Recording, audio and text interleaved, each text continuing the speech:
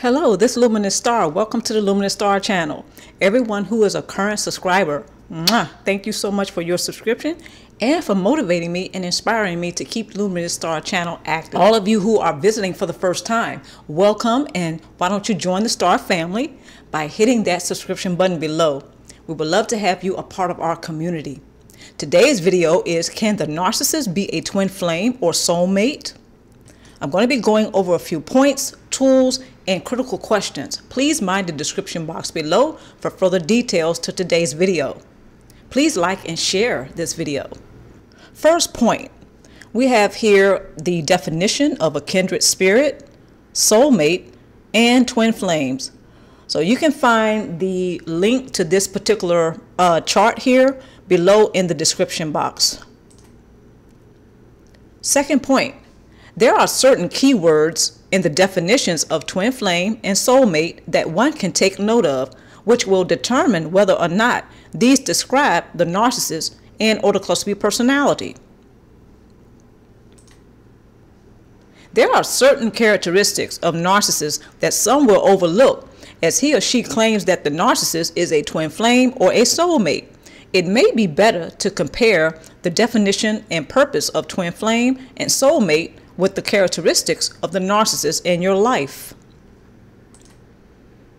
Characteristics of a narcissist: jealous, manipulative, seductive, lack empathy, antagonist, deceptive, exploitive, strong sense of entitlement, hold grudges for a long period of time, hold grudges for long periods of time, unconscious, vow not to love anyone, lack foresight.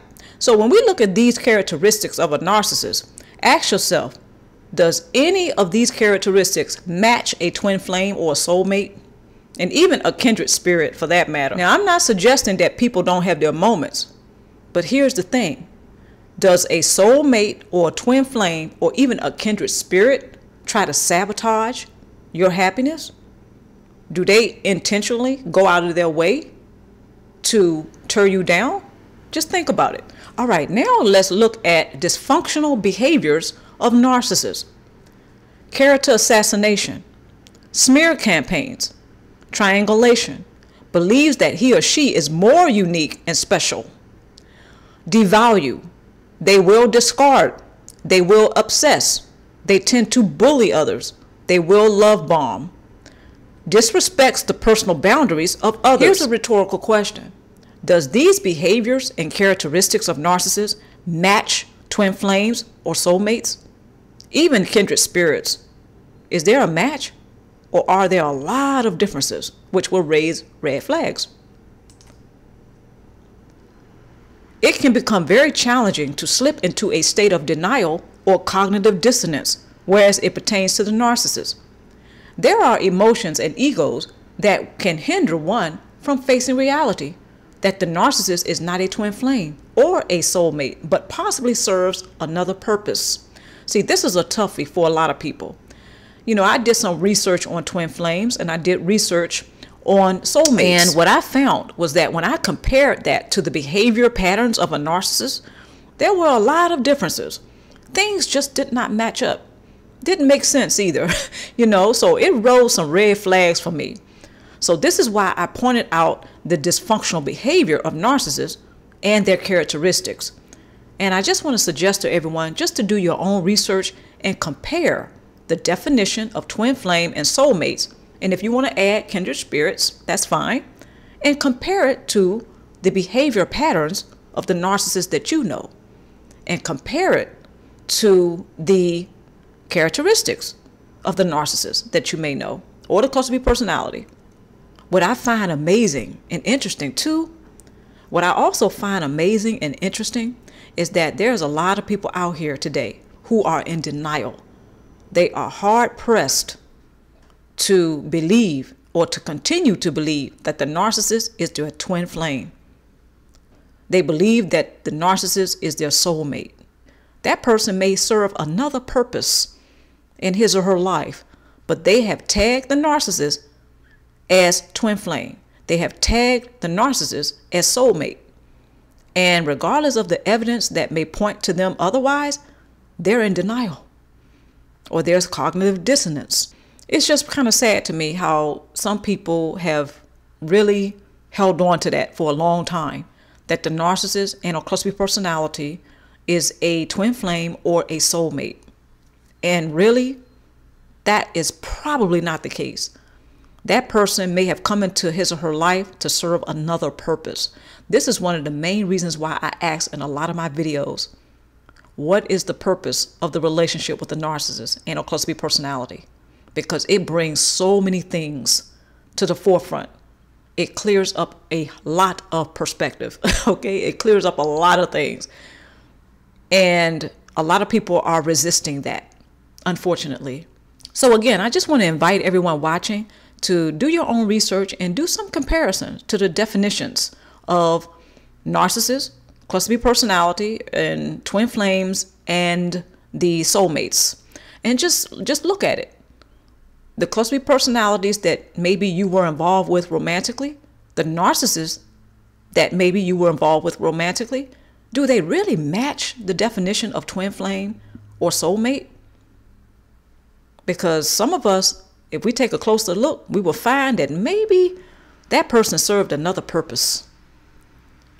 Tool number 1, take time out to journal what you expect in a romantic partner. Compare this to your values and standards. If you find that you do not have any values and or standards, it may be time to get some. When some of us take some time out and take a look at ourselves or do the shadow work, what we find is that we don't have a lot of values. We don't have a lot of standards. And that may be a clue as to what opened us up to having the experience of having a dysfunctional relationship with a narcissist and a cluster B personality. So compare your values and standards and take time out to really get clear on what you expect in a romantic partner. Believe it or not, a lot of us are not even clear on it. Okay? A lot of us, we just do the relationships. Believe it or not, a lot of people do romantic relationships unconsciously. They just go through the motions. Okay? Take some time out to journal and get clear on what you expect in your romantic relationships. Make sure you know what your values and your standards are when it comes to relationships. That way you can communicate that effectively when you have relationships. Let's move on to the next tool. Research twin flames and soulmates with the understanding that a lot of information has changed about these particular topics. So I did my research on twin flames and soulmates about 3 years ago, may have been 4 years now. But the information has changed, and I noticed that some of the information has changed. There is information out there now that states that, I don't know if some of you read this, but I noticed information out there about twin flames in particular, whereas they have this concept that the twin flame that you thought was your twin flame was not your twin flame. Either that person was a near twin flame, or they were a catalyst, or they were like an imposter. They were a false twin flame. I know some of you have already read about this, but this is some of the information that has changed. That information has not always been out there about twin flames. So just keep in mind as you do your research that some of the information maybe you have read about 3 or 4 years ago or 5 years ago about twin flames and soulmates, well, particularly twin flames, they've changed now. Some people are putting out there now that the twin flame is possibly a false twin flame. Maybe they are a near twin flame, or they are a catalyst. The catalyst is the one that actually, it's like they opened up the door for you to get to your true twin flame. Whereas the near twin flame is the one that prepares you to go to your twin flame, your real twin flame. However, the near twin flame helps you to get rid of some of your baggage that's really keeping you blocked from your true twin flame. Very interesting. Do some research, and you may find that comparison, that some of the information that you read about before has changed. Okay, so keep in mind that some of that information out there has changed a lot. Tool number 3, build a support base for yourself. People you have chosen to be a part of your support base will really fit. Your support base is designed to help you heal and thrive forward past narcissistic abuse, childhood trauma, and unhealthy relationships. No one in your support base will behave like an antagonist. So think about how the narcissist has treated you in the past, or how they currently treat you, and ask yourself, is this a person who really has my well-being in mind? Do they really want to help me thrive forward? Do they really support me at being my best? Because a lot of narcissists don't fit that description. They behave like an antagonist. They seem to be in opposition of their spouses or their lovers or anyone else that they may be romantically or sexually involved with. They tend to behave like an antagonist or a person who is in opposition. And they do this all for source supply. Their false self-image has to come first. The cluster B personality is only loyal to their false self-image and not to anyone else. So when you build your support base, just pay attention to little things like that. I know it took me some practice to do that. Just pay attention to the little stuff. That tells you a lot. Okay, sometimes it really is the little things. If you are a person who has committed to your thriving forward in your healing process, if the narcissist does not fit, well, there's your answer. All right, let's move forward. Critical questions. Critical question number 1. What actions reflect that the narcissist has your best interest at heart? Okay, so what actions reflect that they do have your best interest at heart? If you have to write it down or think back, do that, because it's going to be worth it. Once you see whether or not the narcissist has your best interest at heart, it's going to help you to make certain decisions. So what are the behavior patterns, or what are the actions that reflect that the narcissist really does have your best interest at heart? A person who loves you and cares for you, like the twin flame or the soulmate, they're going to have your best interest at heart. Their actions will reflect that, even when you both face personal challenges. Next critical question. Do you know the narcissist's definition of love, relationships, and forgiveness? If so, do they match your personal definitions? If you have no knowledge of the narcissist's views of love, relationships, and forgiveness, why not? A lot of from my research, this is what I've learned about twin flames. They usually have each other's best interests at heart, even when they face challenges, even when they're going through some rough times. Same with the soulmate. So they tend to have similar definition of relationship, love, and forgiveness. So when we're talking about twin flames and soulmates, I just want to invite everybody to keep that in mind. Third critical question. Does the narcissist express that he or she wants the best for you, even if for some reason they cannot provide you their best at that moment? The desire, vision, and opportunities to experience a balanced romantic relationship is not one-sided. According to research, twin flames and soulmates have the same vision, opportunity, and desire for a loving partnership. He or she would never work to sabotage the other's chances of experiencing that reality. I think that's the highlightable part of that critical question, is that he or she will never work to sabotage the other person's chances of experiencing that reality. What reality am I talking about? The reality that reflects that that person is operating from a higher vibrational frequency, that they experience self-love and love for others. They can balance that. A person who does not behave codependently. That's the reality I'm talking about.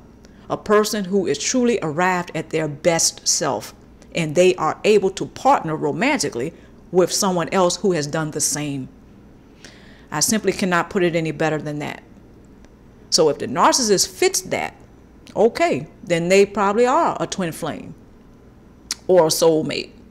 However, if they do not fit that description, well, you know the rest. So I really wanted to do this video because I know a lot of people are starting to talk about twin flames again. And I think right now what's going on the planet, there's more people talking about reuniting with their twin flames and things of this sort. So this is one of the reasons why I wanted to do this video now. I know this is something that's concerning some of you. Some of you are dealing romantically with a cluster B personality or a person who has a narcissistic personality. And there may be some things that you are pondering over right now, such as, is this person a twin flame or a soulmate? Or maybe they are neither. Maybe they fulfill another purpose. So the person that we are romantically involved with, if they are a twin flame, if they are a soulmate, they will share our desires and our opportunities and vision for a balanced partnership,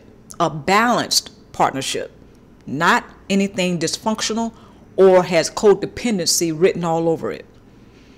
Now, I understand that according to research, there's information out there that says that twin flames, when they meet each other, sometimes it's the wrong time, the right thing, but the wrong time, which really means it's wrong.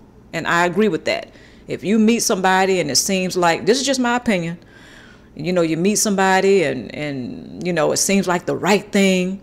However, it's the wrong time. My opinion is you have to count it as wrong. In other words, it's just not, it's not going to work. That's another way that I'll put that. I know that there's information out there that says that some twin flames, you know, one is a chaser and the other one is a runner, and just all kinds of scenarios that is being put out there. Like, you know, if you meet your twin flame and at first things seem to be hot and heavy and things seem to be going well, and then all of a sudden that person is running away from you and then they get with somebody else, that means that they're the chaser. Pardon me, that means they're the runner and you may become the chaser. And, you know, it may seem like things were great, so things seem to be right, but it seemed to be the wrong time. Because then that person got with somebody else and it seemed to come out of nowhere, and, you know, all kinds of scenarios. Another thing that I researched about twin flames is that one of them may have substance abuse or being addicted to drugs. They may be an alcoholic. They may have mental illness. They may have emotional illness. All types of things that are blocking, you know, that's keeping them from being together.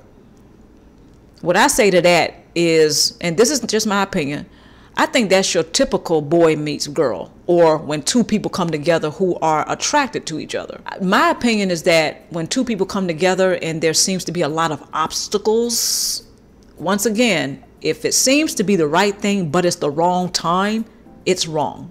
Some individuals, they really think that the narcissist or cluster B personality, and they feel strongly that the cluster B personality or the narcissist is a twin flame or they are soulmate, and they're just not willing to let that go. The bottom line is this: for anyone who may be considering the narcissist or cluster B personality being a soulmate or a twin flame, I just want to invite you again to do some research and to compare your own personal experiences with what you research.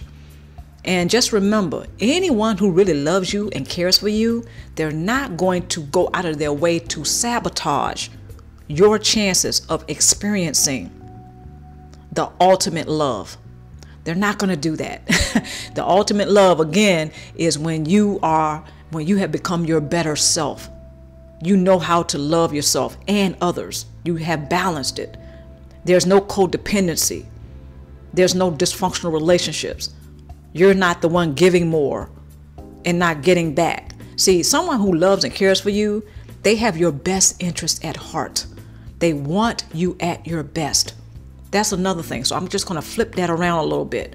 Anybody who really loves and cares for you, they will understand that at one point in your life, or maybe a few points in your life, that you were really in a dark place. However, when it's looking like they can be with you romantically, they will want you at your best. Just think about that. They're not going to want you to be at your worst. In other words, destroying yourself. not knowing how to love yourself, but being codependent instead, or behaving codependently. That person who loves and cares for you, they're going to want to see you at your best. They will continue to love you during those dark moments. However, they will not sabotage your chances of reaching that part of your growth. Having said all that, I want to point out the references and resources here. So go ahead and take a few moments of your time and, if you will, and check these out. And hopefully you all will find some very interesting things that will calm your mind and your soul and your spirits and your hearts.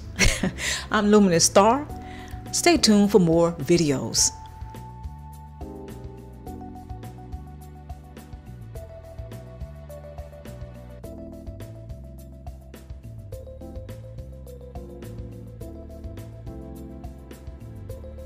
Earth, our home, incubator of life, through our lines